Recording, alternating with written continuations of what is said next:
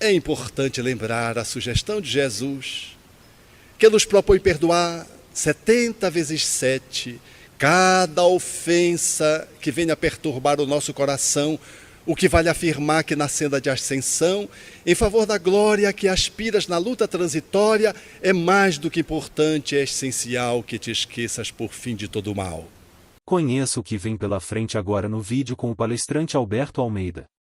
Sabia que a mágoa que você carrega pode estar roubando sua paz? Por que é tão difícil perdoar quem nos feriu? O que Jesus quis ensinar com o perdão 70 vezes 7? Não deixe a mágoa criar moradia dentro de você. Antes de perdoar alguém, você precisa fazer isso consigo. Entenda agora no vídeo. E em tudo, no bem a que te dês, Deus espera que tu ajudes e abençoes, perdoando, amando e servindo outra vez. É a fala de Maria Dolores, na psicografia inconfundível de Francisco Cândido Xavier, na mensagem intitulada Cantiga do Perdão. Essa temática dessa proposição poética fala-nos exatamente do perdão como uma lei da natureza. Efetivamente, quando conectamos com essa temática, nós não somos capazes de avaliar a extensão da sua demanda, da sua necessidade, o quanto ela se insinua na nossa vida e, de alguma forma, nos requisita uma competência para poder lidar com ela. É que, no âmbito do perdão, nós apenas olhamos, muitas vezes, em perspectivas que nos colocam em pontos extremados. A primeira, de que nós não necessitamos de perdão, não temos necessidade de perdoar a ninguém, estamos limpos, o que é uma ignorância. É muito difícil encontrar alguém que não precise varrer esta ou aquela sujidade, ainda que bem escondida nos refolhos da alma, ainda que seja na infância, se não for de outra vida. E aqueles outros que vão por outro extremo e dizem, nem me falem perdão. Não quero nem ouvir essa palavra, porque foram feridos gravemente e não conseguem de modo algum lidar com esta temática em razão da sua limitação em face de uma lesão por demais extensa, da qual a pessoa ainda não conseguiu sequer estabelecer um contato mais de frente a frente, um olhar mais próximo e, portanto, não quer de modo algum estabelecer uma proximidade. Assim, entre esses dois extremos, estamos todos aqueles que experimentamos a lucidez de que quem caminha precisa do perdão como alguém que precisa do pão de cada dia. Aliás, não foi sem razão que Jesus assinalou no comunicado dominical, chamado o Pai Nosso, a oração dominical, quando ele propõe o pão nosso de cada dia e inclui nessa perspectiva de oração o perdão, fazendo do perdão, portanto, uma necessidade cotidiana. É que tanto quanto o pão, o perdão, ele nos convida a fazermos movimentos da alma nessa direção, sob pena de irmos amealhando ao longo do tempo limitações que nem nos damos conta, seja no nível emocional, seja nas interações interpessoais, seja no espaço físico, no campo da saúde física comprometida, e nós nem nos damos conta de que por trás estão acumulados várias pequenas lesões, das quais nós não conseguimos levar a sério e não conseguimos estabelecer uma relação de lucidez e de prontidão, e elas foram se acumulando e hoje, como lixo, causa um profundo mal-estar na alma, nas suas relações, na nossa vida, nas nossas interações espirituais, gerando processos espirituais graves, às vezes, de obsessão. Assim, perdoar é algo que fala desse cotidiano, mas também fala de momentos culminantes, de experiências gritantes, de situações limites, como por exemplo, se eu te desse uma toga agora para que tu pudesses arbitrar em nome de um juiz, qual sentença você poderia estabelecer a alguém que cometesse o delito, por exemplo, da pedofilia, alguém que violasse uma criança, e se essa criança te pertencesse ao circuito afetivo de você para com você mesmo, que sentença você seria capaz de lavrar para estabelecer a justiça? Essa é uma situação dramática, por exemplo, que todos os dias nós observamos na mídia eletrônica, na mídia escrita, falando dessas crueldades. E a humanidade precisa saber lidar com isso, porque essa situação é uma situação, por demais frequente, não só nas classes periféricas, mas igualmente nas classes sociais melhor colocadas socioeconomicamente, e que experimentam esses assédios às crianças por parte das figuras que a maioria das vezes são figuras parentais, pais, padrastos, às vezes parentes, que trazem de algum modo essa performance viciosa, psiquiátrica, na qual esse comportamento desafia, por assim dizer, aqueles que tratam da proteção da criança, da infância. É, portanto, uma dessas situações dramáticas que às vezes nós somos chamados a resolver, situações portentosas, grandiosas, e que às vezes passam desapercebidas da humanidade, da sociedade, daquela família, mas não daquela pessoa que experimentou a violência sexual, tampouco do violador, que em qualquer circunstância grava no seu psiquismo a atitude cometida de uma forma cruel, seja por um quadro vicioso, seja por um quadro mais dramático, psiquiátrico, seja por um envolvimento com drogas, seja pelo que seja, ele jamais esquece. Assim, vejam quantas situações elas podem comparecer nos solicitando uma resposta.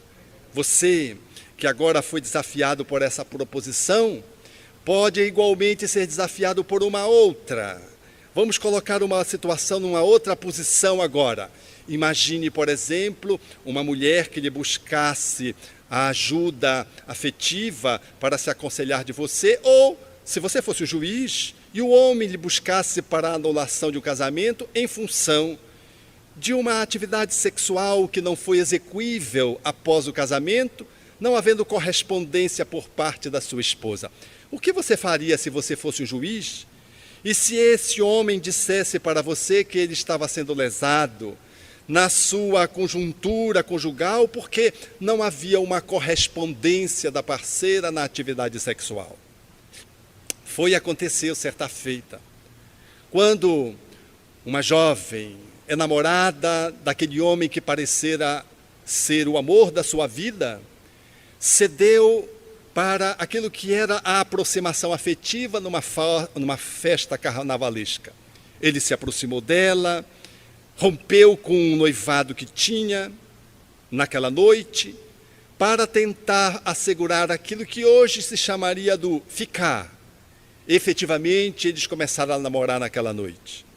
No dia seguinte, a relação foi tão apimentada do ponto de vista do apaixonamento, que ele logo pela manhã, depois de deixá-la quase ao amanhecer na sua casa, já estava antes do café da manhã.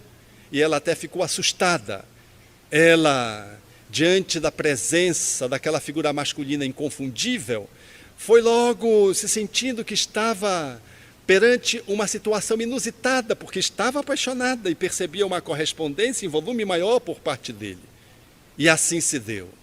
O namoro correu, o noivado, marcaram a data do consórcio e viajaram para as núpcias.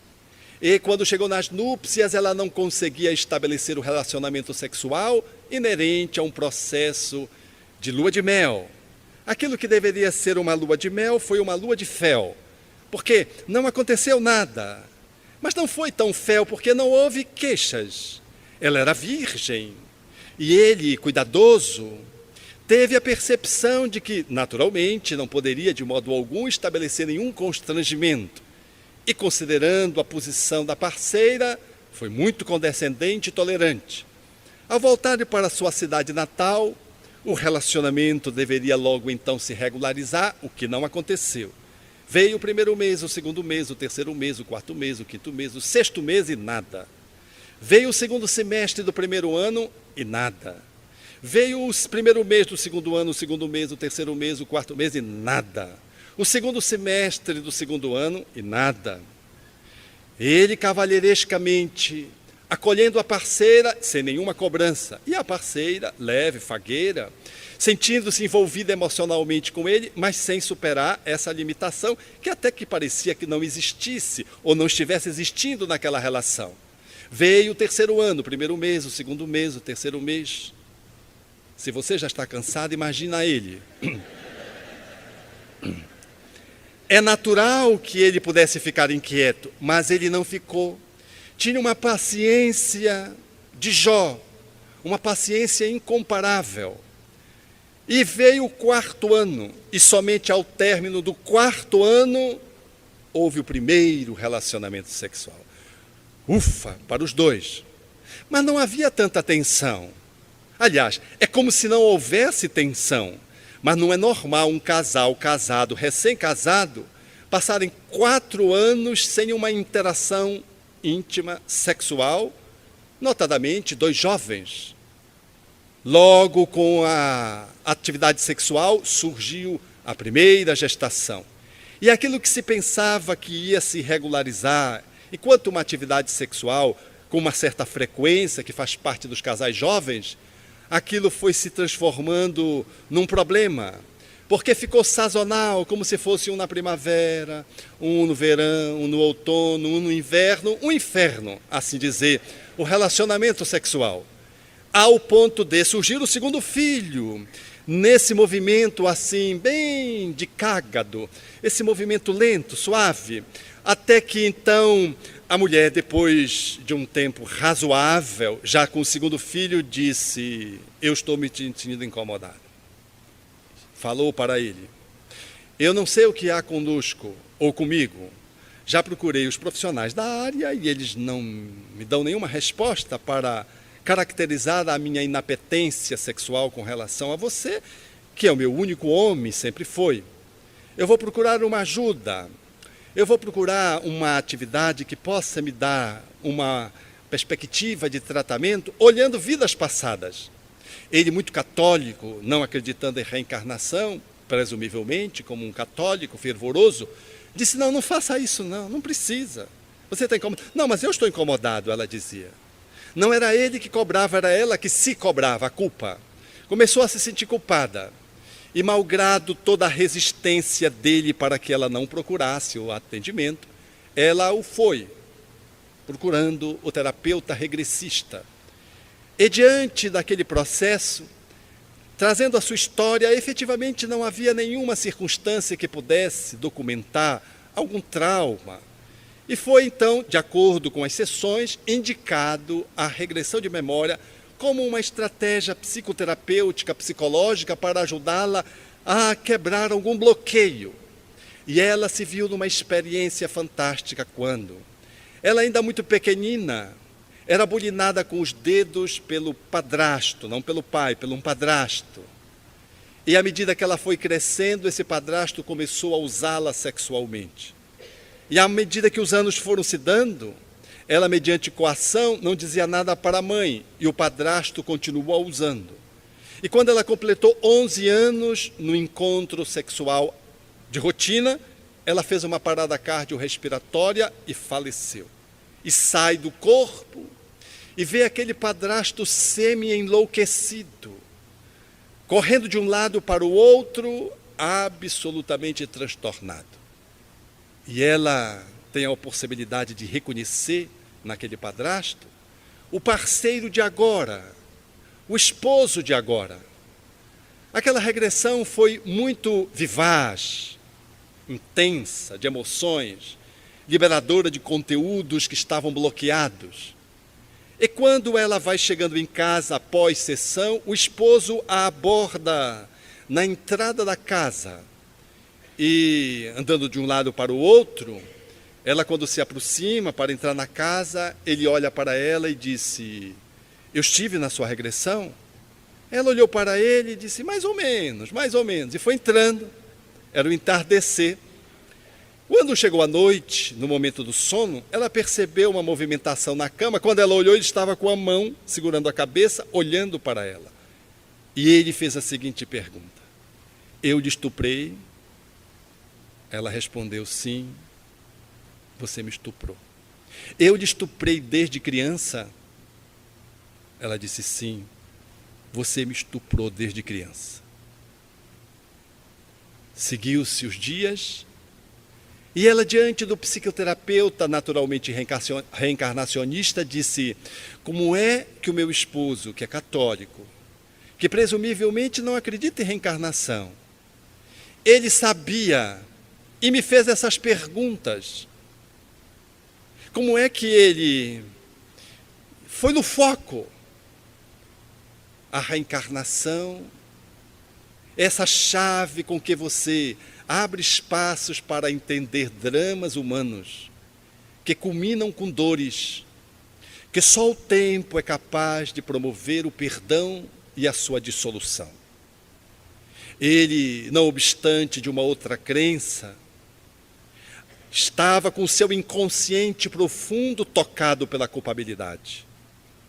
E teve todo o cuidado com ela, todo o tempo, sem cobrar nenhuma vez e sem ser um homem devasso, que pudesse ter relações extraconjugais, atendendo a sua carga de pulsão sexual. Ele mantinha-se na monogamia conforme prescrevia a sua fé, fiel ao casamento, e cobrança nenhuma ele fazia. Movido pela uma cota de culpa e movido pelo amor que deve restaurar a lesão perpetrada, ele, quando acionado o conteúdo de culpa, que deveria ser descoberto pela esposa mediante uma intervenção terapêutica, ele resiste e pede para que ela não vá, como quem diz assim, não descubra o que está por trás.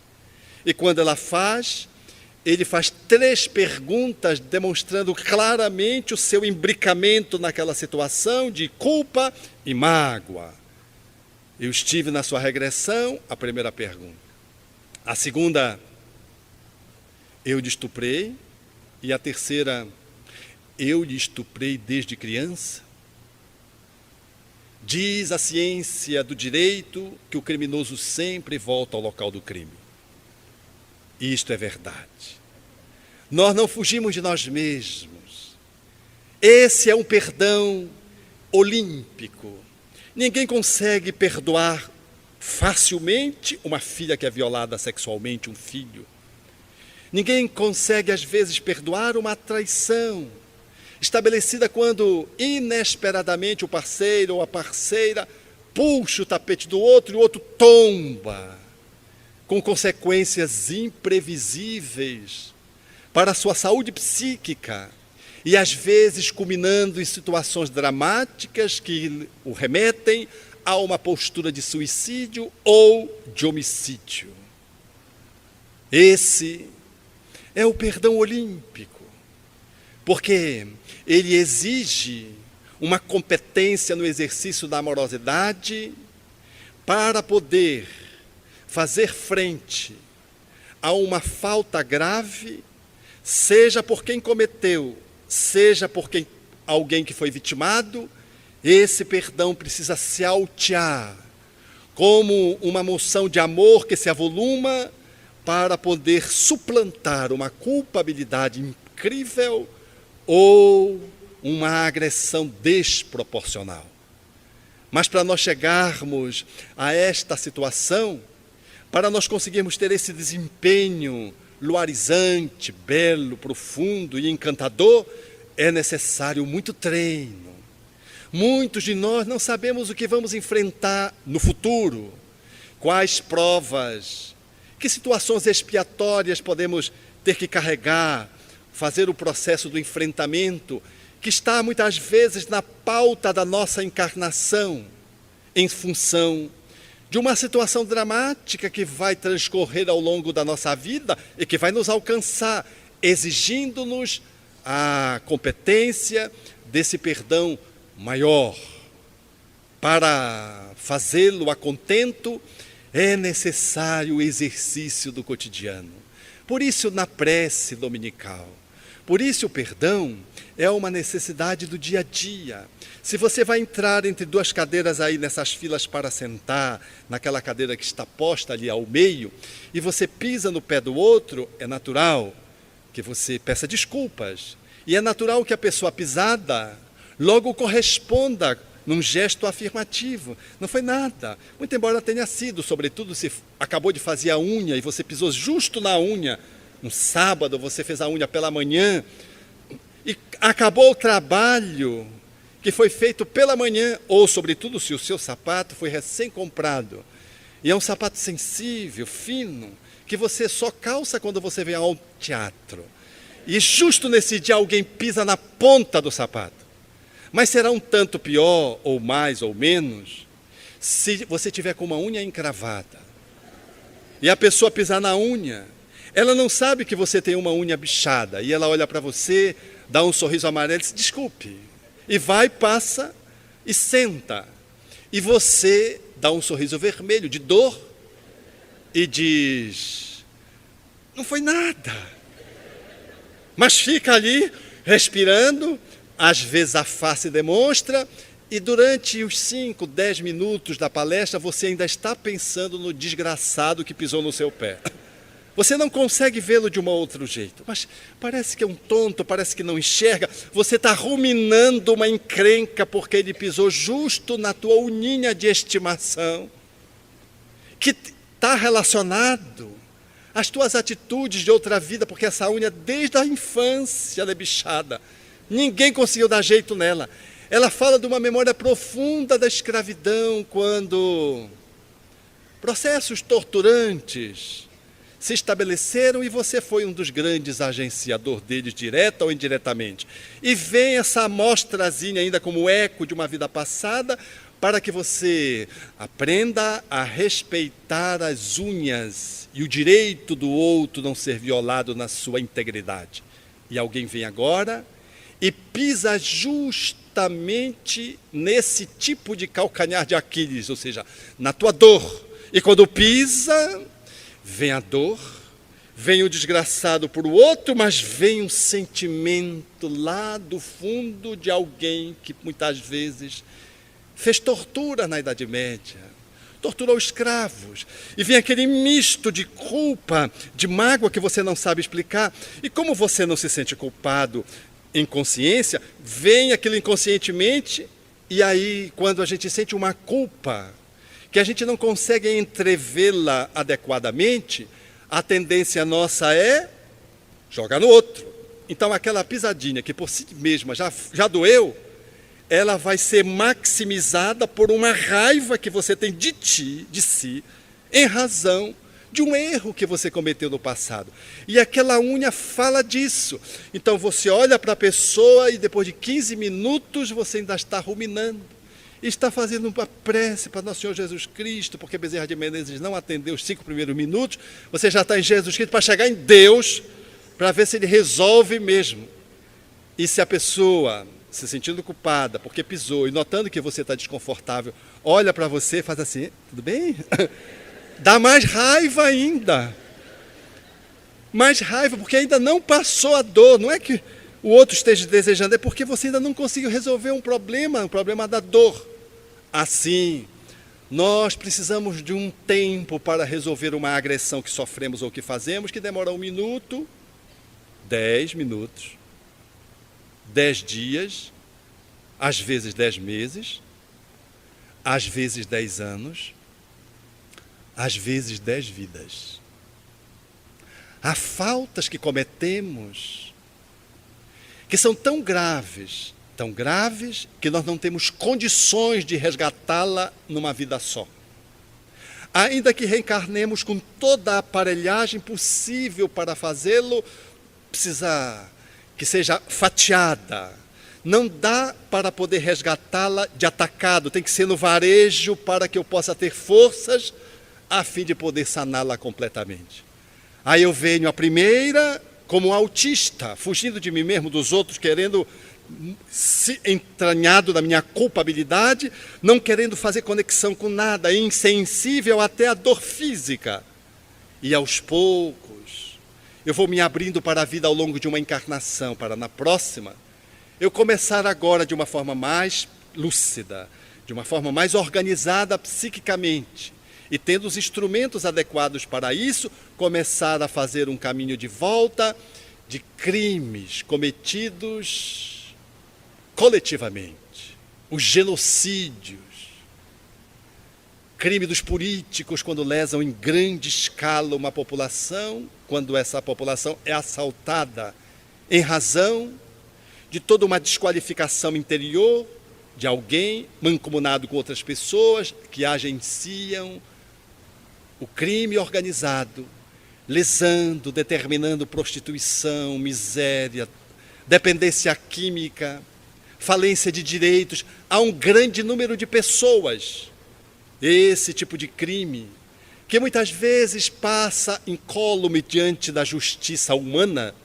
e que aparentemente aquele que foi o agenciador das desgraças não foi alcançado por ninguém, ela vai alcançá-lo no tribunal da própria consciência, quando a consciência se dê conta da tragicidade que estabeleceu em função de uma movimentação imponderada no exercício do poder para o bem comum. Uma vida só não é possível.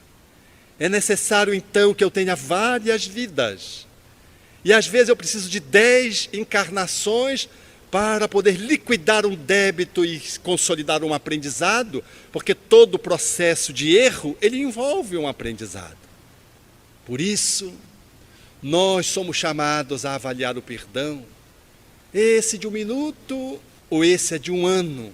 Quanto tempo eu preciso para poder vencer uma situação que me alcança, que varia de acordo com a lesão que eu sofro ou que eu perpetro, se eu fui a pessoa que gerei a lesão, varia de acordo com a minha capacidade de amar acumulada e com a minha vontade em perdoar. Porque às vezes a vontade é frágil, às vezes ela é firme e ela agencia a modificação e eu então otimizo o perdão conseguindo reelaborar aquele processo, integrar o aprendizado e fazer o processo libertário dentro de mim mesmo e conseguindo não só me livrar, mas aprender, porque a vida é um fenômeno de aprendizado. Culpa e mágoa fazem parte da nossa estrutura de caminhada. Somente aqueles que são os psicopatas, os sociopatas não sentem culpa. Mas a culpabilidade tóxica, o remorso é absolutamente desnecessário. O rancor, o ressentimento do outro, isso é absolutamente desnecessário.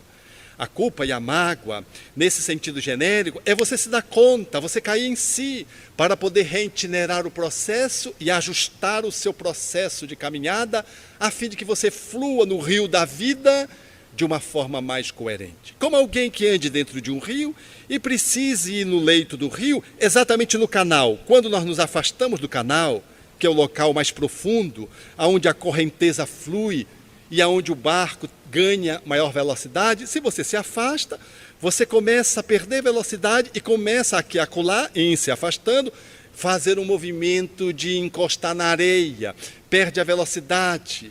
Isso a gente chama de culpa ou mágoa. Mas se você se afasta um pouco mais e vai para a margem, encalha, isso chama-se remorso ou ressentimento, rancor. E aí você fica como que numa rotatória, paralisado naquela circunstância, sem conseguir retomar a via central da amorosidade, que está no leito da vida, aonde você corre, você flui, você faz o seu movimento de aprendizado sem sofrimento. Então, se afastar um pouco e sentir que não foi bom, isso é apenas um chamado para que você volte para o centro da sua vida.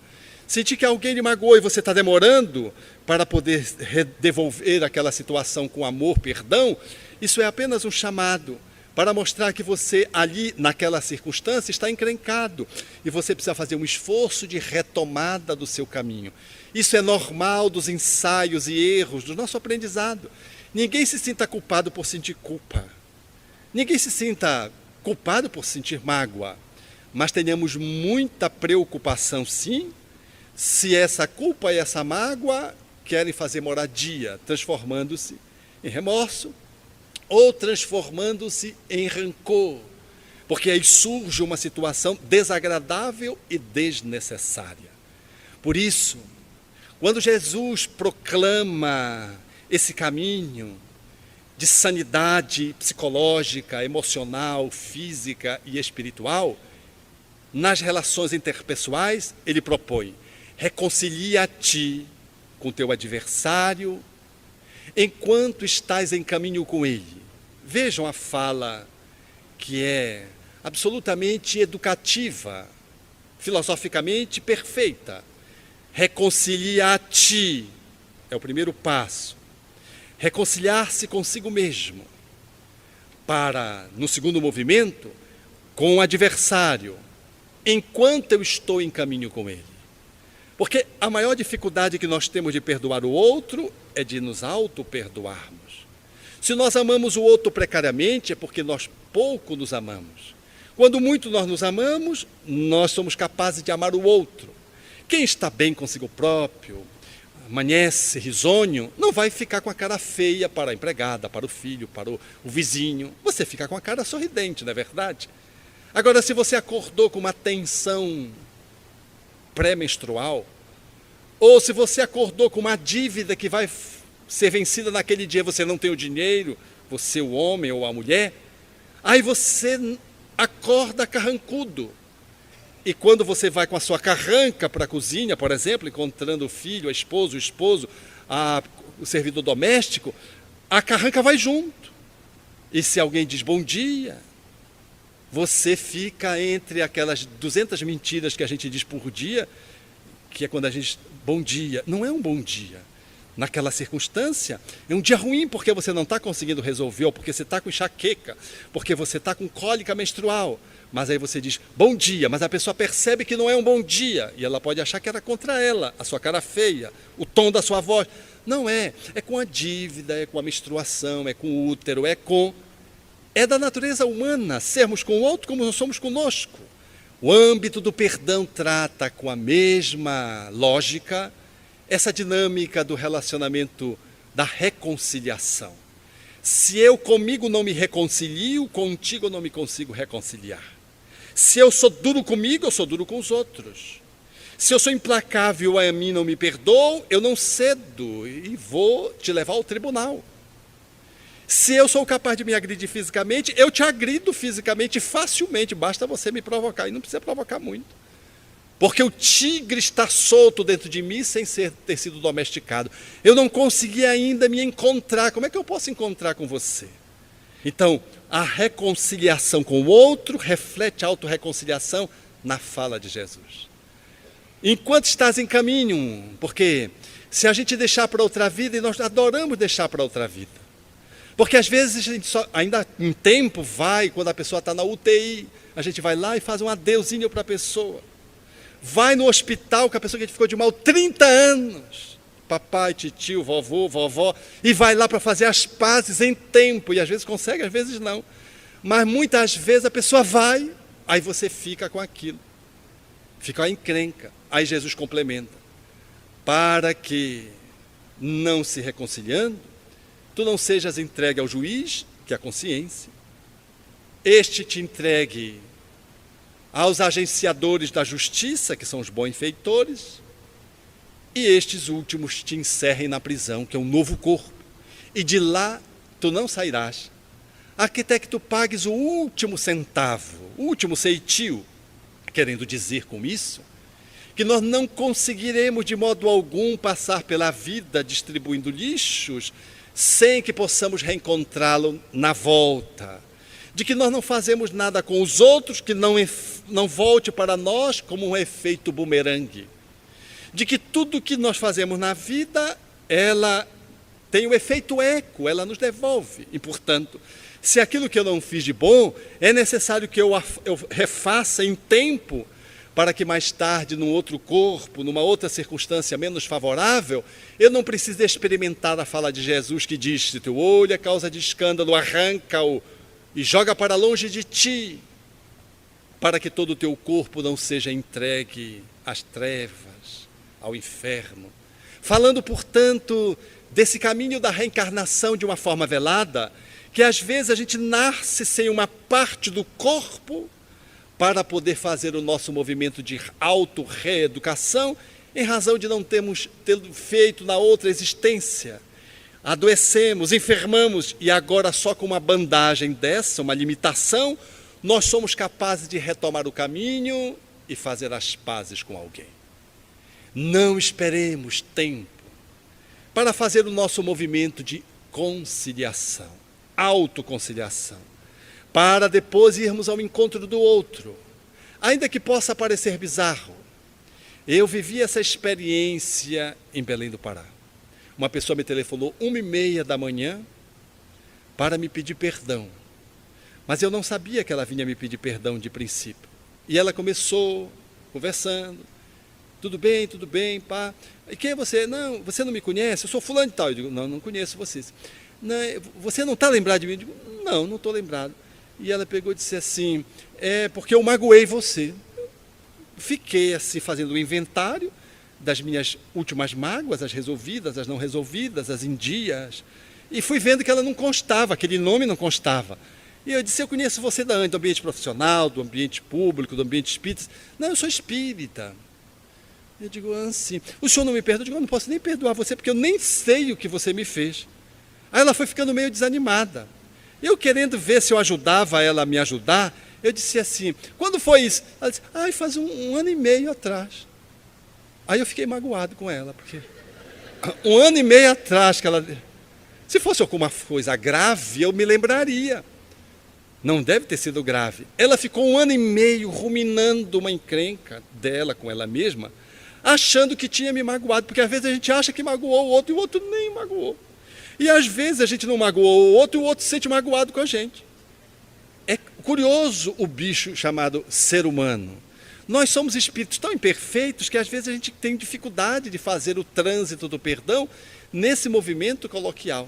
E aí eu percebi que ela ficou sem jeito, e aí eu insisti. Eu disse, mas olha, se você quer ser perdoada, porque eu já queria perdoar de qualquer jeito, queria voltar a dormir. Você está perdoada e tudo, eu não me lembro e tudo. Mas ela foi assim, terminando o telefonema com aquela voz assim, michuruca, aquela voz melancólica, de quase defunto, como alguém que ficou decepcionada porque queria tanto ser perdoada e não foi perdoada, contenta, parece que não teve um carimbo.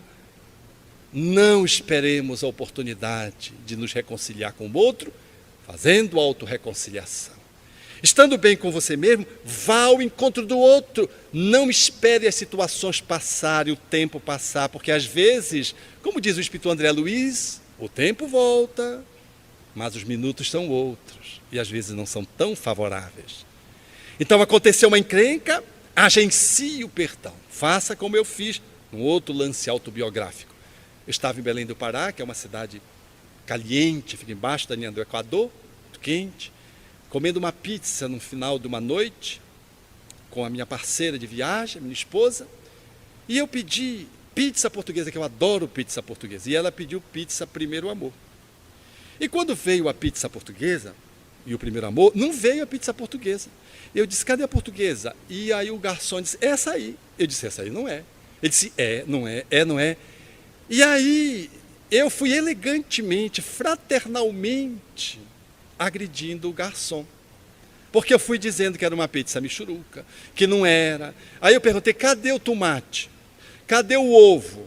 Cadê a cebola? Como se eu fosse um chefe, um pizzaiolo, parece. Eu falei com tanta ênfase. E ele foi ficando calado. Serviu a minha companheira de viagem. Quando foi para me servir, o que é Primeiro Amor? A portuguesa. Eu digo, essa michuruca mesmo. Ele colocou a michuruca. E ele se afastou. E então a minha esposa disse assim: você leu o cardápio? Eu já estava vencido, porque já tinha dito algumas palavras fraternas,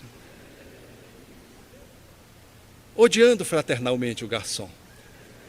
Aí eu peguei, abri o cardápio, antes chamei o garçom para trazer o cardápio. Quem disse que o garçom me via? Sofreu de uma cegueira sensorial, circunstancial, não me via. Eu fiquei até pensando que não era encarnada, devia ser espírito, porque eu fazia, não via. Aí um outro garçom, passando, achando que eu estava dançando, trouxe a pizza, o cardápio. Eu olhei, pizza portuguesa, entre parênteses, pasmem, não tinha ovo, não tinha tomate e não tinha cebola. Aí o remorso quis se instalar. Então, como a gente procura ser espírita mesmo, eu digo, não vai ficar assim. Aí comecei a chamar o garçom para me retratar. Quem disse que o garçom me via? E eu chamo o garçom e nada do garçom via. Até que chegou o momento da conta. Na conta, sempre o garçom dá conta de enxergar as pessoas. Não, esse não deu, não veio. Veio a conta, mas não veio o garçom, veio um outro. E eu disse para Yasmin, não vai ficar assim. Porque, efetivamente, à medida que a gente vai tomando o espiritismo como uma doutrina de vida, a gente vai cometendo os erros, essas pequenas culpas, essas pequenas mágoas, e vai já ajustando, aprendendo. Porque essa é a dinâmica evolutiva. Nós não podemos cair por remorso e cair por rancor, porque senão a gente se atrapalha. É parte do nosso autodesafio iluminativo fazer esse caminho. Então eu disse, eu vou lá com ele. Aí eu levantei, Belém é muito quente, nós estávamos num lugar assim, ao ar livre, e tem um lugar ar-condicionado. E eu fui, ele estava lá no fim da pizzaria. Eu fui, ele era baixinho, eu bati assim no ombrinho dele, ele se virou, eu estendi a mão, eu disse, eu sou aquele que estava lá fora e que tratou você com muita grosseria. Eu quero lhe pedir desculpa, estendi a mão. Ele pegou a minha mão, meus irmãos, abriu um sorriso de orelha a orelha, quase que arrebenta o meu braço e disse, eu lhe perdoo. Eu não pedi perdão. Eu pedi desculpa, é uma magoazinha, é um ferimentozinho. Perdão é uma coisa grande.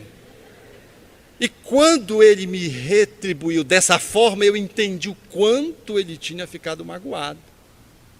Porque algumas pessoas são sensíveis às palavras. Às vezes você elegantemente, você sabe como você fere o outro. Tem pessoas que têm línguas ferinas, que não é o meu caso. Vai exatamente no calcanhar de Aquiles do outro. Olha para a pessoa e diz, meu bem, eu acho que você está um pouquinho fofinha. E sai, vai trabalhar. Ela não dorme 3 dias, porque sabe que é uma ofensa, depois de toda a academia, dieta, caminhada, fecha a boca, chamá-la de fofinha. A pessoa sabe que vai agredir, faz de propósito, para tentar fazer esse clima de vingança, porque já se sentiu magoado por alguma coisa. No ambiente familiar, nós nos tratamos muito assim. Ao invés de a gente resolver, a gente devolve com uma medida maior, um pouquinho mais picante, mais grave, para dizer para o outro, aprender a nos respeitar. Isso é o jogo dos animais. Mas ainda não aprendemos ainda a sermos seres espirituais, a gente muitas vezes se comporta assim. Então, eu dei-me conta de que aquele homem tinha ficado profundamente magoado. E isso me impressionou. E eu saí porque eu fui egoisticamente pedir perdão, perdãozinho, me desculpa, para eu dormir bem à noite, porque eu não ia ficar bem naquela noite, depois de ter feito o que fiz e ter feito sem razão. Era o duplo erro. Então eu fui para me limpar, mas eu me dei conta de que o estrago tinha sido muito maior. Fiquei pensando o quanto aquele garçom ficou magoado. Ele não ia poder tratar ninguém mal ali dentro da pizzaria. Ele ia tratar mal quem para descarregar aquela raiva dele de mim? Na esposa, quando chegasse em casa. A esposa ia descarregar em quem? No filho, que é menor. O filho ia descarregar em quem? No cachorro. E o cachorro, que é um animal com autopreservação, ia morder uma pessoa para jogar a raiva dele. E a pessoa mordida ia ser levada ao hospital para o médico atender o caso grave que ele causou.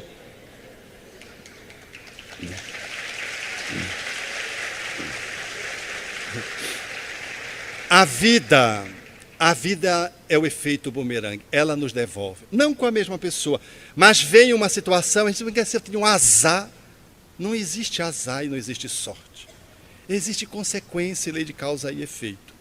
Que a gente semeia, a gente colhe, pode não colher agora, vai colher amanhã, vai colher ano posterior, vai colher século depois, no outro vai colher, se não fizer um replantio em tempo. Então, Allan Kardec foi de uma lucidez incomparável ao dizer que no caminho da autorreconciliação 3 passos são fundamentais: o arrependimento, a expiação e a reparação. Quando em o livro O Céu e o Inferno, ele vai detalhando essas 3 movimentações que podem se dar nessa sequência, mas que habitualmente elas se dão entremeadas, entrelaçadas e sinergicamente. Arrependimento é dar-me conta e não permitir que a culpa se converta em mágoa, em culpa tóxica.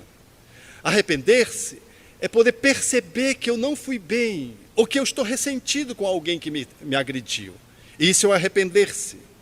Expiação é o desconforto que eu sinto quando faço uma coisa errada, ou o desconforto que eu sinto quando alguém me agride. Esse ato de expiar é o ato de sentir que o barco está travando ali na areia e que eu preciso estar atento para não ficar completamente encalhado na margem. É uma sinalização de que eu preciso, em função daquela diminuição da velocidade, aquele desconforto, que eu preciso voltar para a minha zona de equilíbrio, de conforto. O que o apóstolo Paulo chama em O Livro dos Espíritos de um movimento da alma. Quando é o movimento da alma, que a alma faz, esse movimento ele é um movimento disfuncional, é um mau movimento, a alma sofre. Mas quando a alma faz o que está de acordo com as leis naturais, a alma goza, ela se repleta, ela se rejubila, porque ela está conectada com a lei. Estando conectada com a lei, ela está em plena consciência cósmica, ungida. Ela está, portanto, saboreando o divino em função da sua movimentação adequada. Por isso, quando nós estabelecemos a expiação, é um desconforto que diz retome o caminho, refaça. E a reparação é o passo da responsabilidade. O Espiritismo não é uma doutrina que foque na culpabilidade, que faça terrorismo com os outros, que diga assim, olha, ou vocês fazem o bem, ou vocês vão tudo para o umbral. Não tem o inferno, mas tem o umbral, e tem até a treva. Se fizer muito mal, vai para a treva. Esse não é o nosso discurso da doutrina espírita. O discurso espírita é da autoiluminação, da autoconsciência, do autoencontro para a autorresponsabilização, a fim de que eu possa, em me apropriando de mim mesmo, fazer o caminho autoeducativo, o aprendizado que eu preciso fazer. Então, a reparação é um ato congruente, através do qual eu vou responsavelmente e reparo no outro ou em mim mesmo aquela atitude cometida que foi indevida. Não deixando para trás isso. Porque às vezes eu passo por cima e digo, não, isso vai ficar assim mesmo, isso depois eu resolvo. Quantos de nós somos culpados e nem sabemos? Se você é alguém que não sabe dizer não, você é um culpado e nem sabe. Se você é alguém que fica, eu tenho que fazer isso, eu tenho que fazer isso. Se você usa essa construção verbal, eu tenho que fazer, você é um culpado e não sabe. Você não diz, eu escolho fazer, eu opto fazer, eu tenho que fazer. Quem tem que fazer é porque está obrigado. E quem está obrigado é porque tem pendências internas. Se você é um perfeccionista, que ninguém consegue fazer as coisas, só você sabe fazer, porque você quer fazer com a perfeição máxima, você é um culpado. O perfeccionismo é uma doença psicológica, que fala de alguém que errou e quer reparar mediante uma atitude perfeita. Como não consegue, fica no perfeccionismo. Porque perfeito não existe na Terra. Existe o aperfeiçoamento, a perfectibilidade, não a perfeição. Como eu não consigo fazer perfeito, eu faço perfeccionisticamente. Eu observo muito isso, é natural que eu faça isso no meu ambiente profissional, em casa, onde eu vou. Então, no meu ambiente de trabalho, eu tinha um quadro que ele estava fixado, ele era um pouquinho torto. Gente, os perfeccionistas, os culpados desta vida ou das outras, eles olhavam para o quadro e diziam, está torto. Eu digo, está torto. Gente, ele ficava num incômodo. Teve um que eu saí da sala quando eu vi ele estava ajeitando, mas não podia ajeitar, porque quando ajeitava ele entortava de novo e ficava, porque era uma questão de encaixe. Então o perfeccionista não fica com aquele quadro torto, ele não passa uma noite sem aquele quadro torto, porque ele vai conserta, ele tira o quadro, mas não deixa o quadro torto, porque o perfeccionista é assim, ele tem que botar tudozinho no lugar. Para se vestir, quando o processo é mais grave, passa 2h30 para escolher o vestido. E vai, põe. Eu quero dizer que não conheço vocês. Qualquer coincidência aqui é mera. Mas o perfeccionista nunca está bom. Coitado dos cirurgiões plásticos, porque nunca a estética fica boa. Sempre fica precisando de um retoque, um reparo, um refazimento, porque sobrou um pouquinho de carninha aqui, um culote aqui, não sei o que ali.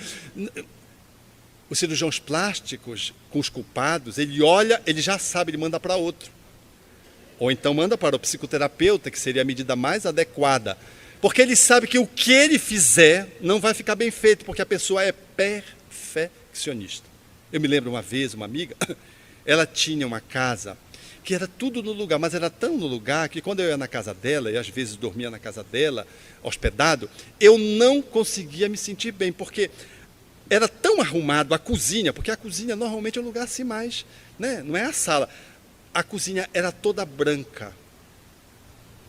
E não tinha nada fora do lugar. Então, eu andar naquela cozinha era um problema, porque eu tinha medo de sujar o chão da cozinha. Tomar água era um problema, porque o que eu ia fazer com um copo? Porque se eu lavasse, não ficava bem lavado.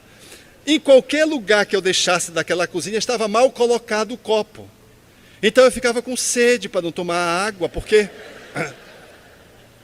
ela era de um perfeccionismo. Quanto de nós trazemos essas mazelas porque não atualizamos o perdão na nossa alma.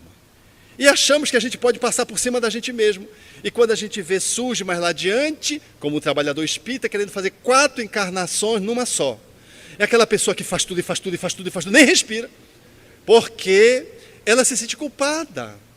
E ela, como perdeu muito tempo, ela quer recuperar o tempo. E ela quer recuperar o tempo neuroticamente, culpadamente. E às vezes fica uma pessoa que não deixa você em paz. Você quer dormir, a pessoa telefona às 6 horas da manhã, e aí? Quando é 1 hora da manhã, está telefonando, e aí, amanhã? Quer dizer, parece que ela não dorme, você não sabe o que faz quando você tem um culpado desse tipo. E se você disser, puxa, você está telefonando 1 hora da manhã, ai, desculpa, ela não dorme porque telefonou para outra 1 hora da manhã, culpada. Então, a culpa é uma mazela que nós precisamos resolver logo. E a melhor forma de resolver é tratar. Nos responsabilizando. Deu-se conta, sentiu desconforto, vai e conversa, pede desculpa, seu dedinho foi assim, seu dedinho foi assim. Não espere 1 ano e meio para fazer um telefonema para o outro de madrugada. Telefone logo, mande um torpedo, se você tem vergonha, mande um torpedo. Fui mal, estou desculpado e pronto. E não leia, se você é muito culpado, não leia logo, que se outros não, aí você vai ficar muito mais culpado. Dê um tempo para você ir melhorando, depois você consulta lá os seus e-mails e tudo, e para ver se você foi perdoado ou não.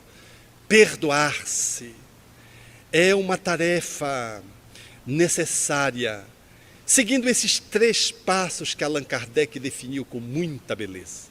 Porque o Espiritismo, ele evoca o cristianismo, e a figura de Jesus, ele jamais implementou culpa em ninguém. A culpa foi um instrumento utilizado pelas religiões para dominar as pessoas. Desde a leitura literal de Adão e Eva, quando nós já nascíamos culpados, achando que Deus criou-nos daquele jeito, e a partir daí, o pecado original, tínhamos que ser dominados por uma ação externa que nos salvasse desse pecado original, lá como propôs Santo Agostinho, no tempo em que estava encarnado, e lá nesse século IV nós já nascíamos, desde lá, culpados, em função de pessoas que a gente nem conheceu. Na verdade, era uma grande manipulação da literatura bíblica, fazendo da culpa um instrumento de dominação do outro. Esse instrumento é sempre um instrumento primitivo, bárbaro. É o que muitas vezes nós utilizamos com os nossos filhos. enchemos-lhe de culpa para tentar cercear a sua movimentação. Ao invés de fazermos um caminho de educação, nós fazemos um caminho de controle neurótico. Vai para ali para tu ver o que vai acontecer contigo. Olha o escuro, olha o espírito, olha o obsessor, olha o homem do saco, olha o homem da pena, olha a mula sem cabeça. Gente, o que tem são processos de manipulação que vão instaurando num psiquismo fragilidades e vão vulnerabilizando aquele ser que vai se sentindo culpado por tudo que dá de errado em família, até porque muitas das encrencas dos pais, os pais projetam para os filhos, desaguam para os filhos, ou não protegem os filhos, e os filhos se sentem como responsáveis de algumas dificuldades que se estabelecem ali entre os seus pais, e aquilo vai acompanhando. Se vem de uma outra vida para essa vida, vocês imaginem aquilo que se faz com a infância, ou aquilo que se estabeleceu conosco na nossa infância. Nós somos, em boa medida, aquilo que fizeram de nós mesmos quando éramos criança. Tudo que se implantou em nós, nós replicamos agora como adultos, inclusive coisas que nós detestávamos nos nossos pais. Fazemos de igual modo hoje, por automatismo psicológico. É porque a convivência, ela instaura scripts dentro dos filhos.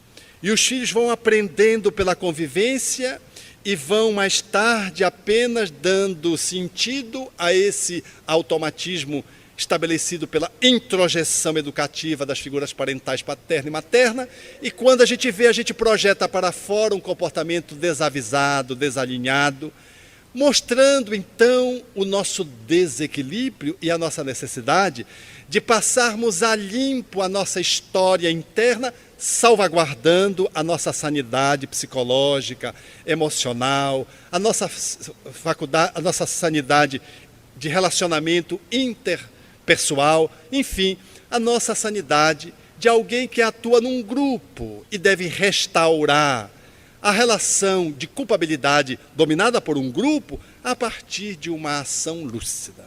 Por isso, a pergunta que se faz sempre é essa: como está a minha capacidade de perdoar?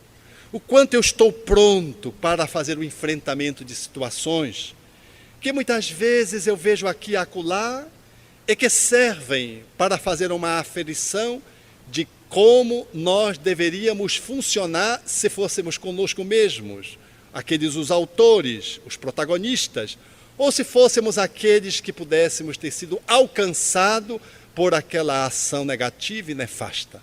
Ao avaliarmos isso, nós vamos entender que o perdão é derivado do amor. A palavra perdoar significa perdoar, doar inteiramente. Como alguém que faz uma noite, um pernoite, passa uma noite inteira, faz um percorrido na cidade, faz um circuito na cidade inteira. Perdoar é a atitude de alguém que estabelece uma movimentação capaz de iniciar, desenvolver e fechar um ciclo, resolvendo uma pendência de culpabilidade ou uma pendência de ressentimento. Para isso, nós precisamos amar. O perdão é o filho do amor. E a principal virtude para que possamos efetivar o perdão e que a inicializa enquanto virtude para que ela alcance seu objetivo final, chama-se humildade. É por isso que o perdão é difícil, porque ele colide com uma das mazelas principais que o ser humano tem, o orgulho, e com uma outra, que é seu irmão gêmeo, chaga social, o egoísmo. Temos muita dificuldade de perdoar porque somos muito egóicos, egoístas e orgulhosos. E só se efetiva o perdão, se nós amamos, a partir da manifestação da humildade, que é a capacidade de eu poder enxergar as coisas como elas são, poder vê-las transparentemente, me apropriar daquela realidade, a fim de que eu possa, a partir de então, fazer os segundos movimentos ou os movimentos que se seguem, a fim de concluir o perdão. Segue-se a humildade proposta por Jesus na bem-aventurança, bem-aventurados os pobres de espíritos, ou bem-aventurados os humildes, Segue o bem-aventurado dos que choram. Se alguém te magoou, chore. Não retenha a mágoa. Não retenha a culpa. Se você está muito doído em você mesmo porque você agiu mal e tem vontade de chorar, chore. Nenhum animal consegue expressar pelas lágrimas os seus sentimentos como os seres humanos o fazem. É o único que comunica pela lágrima a sua emoção nessa complexidade. Foi o que Simão Pedro fez quando da ocorrência com Jesus. Chorou quando negou Jesus pela terceira vez. Chorou amargamente e fez a catarse, desabafou, deu-se conta, a humildade para perceber que errou e chora em seguida, enquanto que Judas, quando se dá conta que se equivocou vendendo o mestre pelo preço de um escravo, fecha-se em si mesmo, reclina-se no remorso e tenta resolver a sua encrenca do remorso, eliminando o seu próprio corpo pelas vias do suicídio, agravando dramaticamente a sua dor. Segue-se. Ao passo que envolve o do pranto, o do choro, a da catarse, de você poder botar para fora, os passos que vão te colocar nessa perspectiva de poder concluir o perdão, ou concretizar o perdão, que é a brandura. Porque diante da agressão, o revide, às vezes, surge como uma tentativa de resolver o problema. Que pode ser oral, que pode ser gestual, que pode ser físico, que pode ser pela internet. Essa é uma forma beligerante em que eu agravo o processo de dor. É necessário brandura para que eu segure os meus impulsos. Então eu tenho que treinar brandura para perdoar. Para, de modo algum, estabelecer uma atitude que possa irromper numa agressividade destrutiva. Segue-se o passo do bem-aventurado os mansos, ou bem-aventurados os justos, os que têm fome e sede de justiça. Não dá para ficar como isso foi colocado. Não dá para viver essa situação tal como ela foi experimentada. É o senso de justiça que está impresso na nossa consciência, como os espíritos disseram a Allan Kardec, na questão 621, mostrando que a lei está dentro de nós mesmos. E por fim, segue-se o passo último, que é o da misericórdia, bem-aventurados os misericordiosos, que é quando eu vou então agora efetivar o coração. Eu vou mobilizar todo o processo que vem da alma, do sentimento, para poder fazer um volume em face da necessidade posta de reparação. Por isso, nós podemos dizer que esses 3 passos kardecianos, aquele que fala do arrependimento, expiação e reparação, eles coincidem com o passo do Sermão do Monte. Bem-aventurados os humildes, os que choram, os mansos, os que têm fome e sede de justiça, os misericordiosos, que correspondem na realização em nós mesmos, darmos-nos conta na cabeça, estabelecermos a compreensão do problema, depois trazermos a emoção para que o processo do perdão siga de um processo cognitivo, intelectual, para um processo emocional e, por fim, para as mãos, para a ação reparadora. Eu compreendo, sofro, choro, me acalmo, não agravo o processo e saio com as mãos para fazer o pedido de reparação, fazer a ação reparadora, concretizando o perdão que se dá na cabeça, no coração e na ação. O perdão que se circunscreva aos lábios é uma circunstância banal, mas o perdão que envolve a necessidade de uma ação, ele ousa chamar-nos para essa atitude mais ousada de alguém que pretende se iluminar, identificando-se com uma postura de amor em maior intensidade, em maior volume e em melhor qualidade de expressão. Por isso, nós poderíamos dizer que essa arte de perdoar, ela envolve uma caminhada, um processo, onde eu vou elaborando aqui e transformando aqui. Ela envolve um caminho, porque eu saio do movimento de dar-me conta do arrependimento, passo pela expiação até concretizar a reparação. É um movimento, é um avançar, como a própria palavra bem-aventurados do Evangelho diz, em grego, avançai, caminhai, no qual eu faço um caminho de humildade, agrego o bem-aventurados que choram as lágrimas, agrego a mansuetude, agrego a justiça para concluir numa posição de misericórdia. Quando nós tratamos do perdão, portanto, ele pode ser um ato, mas ele é sobretudo um hábito de caminhar. Ele pode ser um momento, mas ele é habitualmente um processo que vai se estabelecendo na nossa vida. E às vezes, aquilo que você pode concluir em 5 minutos esse processo, às vezes você precisa de 5 dias, de 5 meses, de 5 anos, a depender da tua velocidade, do teu querer. E essa velocidade, ela é dada, mobilizada pela vontade, pelo combustível da amorosidade. Quem mais ama está autorizado a perdoar mais num tempo mais curto. Quem menos ama se magoa por facilidade e fica encrencado na beira da margem do rio, ali encalhado, no remorso, no ressentimento, e não consegue ir adiante. O perdão definitivo não acontece quando você perde a memória do que viveu. Ele acontece quando a lembrança perde o poder de governar suas escolhas. Você pode perdoar e ainda manter distância. Pode buscar justiça sem alimentar vingança. Pode reconhecer o próprio erro sem carregar uma sentença eterna contra si mesmo. Se foi você quem feriu, o autoperdão não elimina a responsabilidade. Ele lhe devolve forças para reparar, aprender e não repetir. Se foi você quem sofreu, sua liberdade não precisa esperar que o agressor reconheça o mal praticado.